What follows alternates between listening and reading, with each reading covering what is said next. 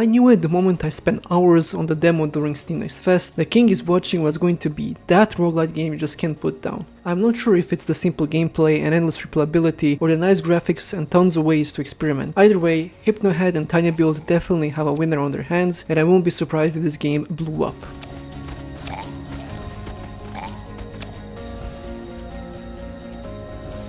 So the game follows a pretty simple loop. You're building and upgrading all sorts of structures and resources on a 4x4 grid, which actually gets bigger as your castle grows. Your job as the king is to defend the castle from waves of enemies, which get progressively harder and eventually take on multiple bosses. Now, those bosses can be a bit annoying, especially if you haven't got a solid strategy locked down to deal with them. Your peasants and buildings only function and produce resources when they are under your so-called direct gaze. You can only focus your gaze on one area at a time, forcing you to constantly shift your attention, so you must decide where to allocate your limited vision to maximize resource production or unit training. Everything in the game has multiple tiers, so you're constantly facing tougher challenges. And here's a really interesting part: you control your own destiny. You get to pick who and what attacks you and what rewards you get.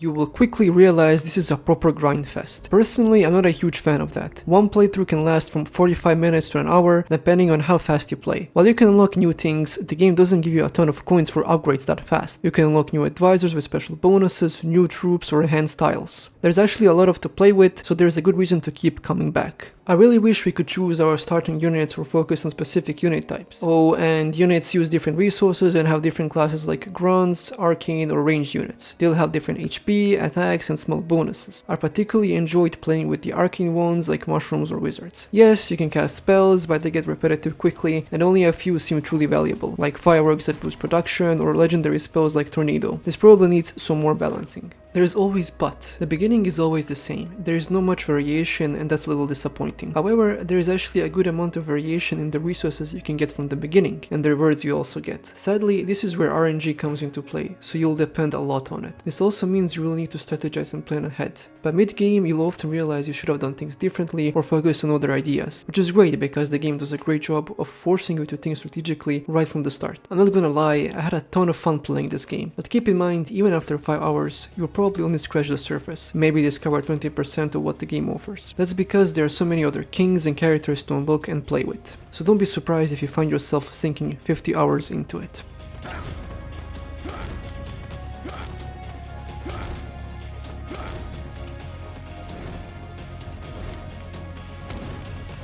Now, there is still this one persistent problem that's been around since the demo. Lots of useless buildings. They're not completely useless, but you just don't have the space or time to use them effectively. Things like country halls that boost production or taverns that boost morale. You just can't really focus on them. Actually, this game has so many little hidden mechanics. For example, morale lets you hit enemies harder, and you can even see the exact HP and attack per second for both your enemies and your units. You can garrison some units inside your castle and move out only the ones you need to fight. Plus, you can upgrade your gaze and the total number of units you can have on the field. In the end, this is a very good roguelike game that's right up there around 4.2 rating, mainly because it generally takes a lot of grind to unlock everything, and not everything is fairly balanced, and some bosses are slightly unfair, with multiple tiers just to beat them. If you enjoy games that blend city building, resource management, and roguelite progression with a unique twist, The King is Watching should definitely be on your radar.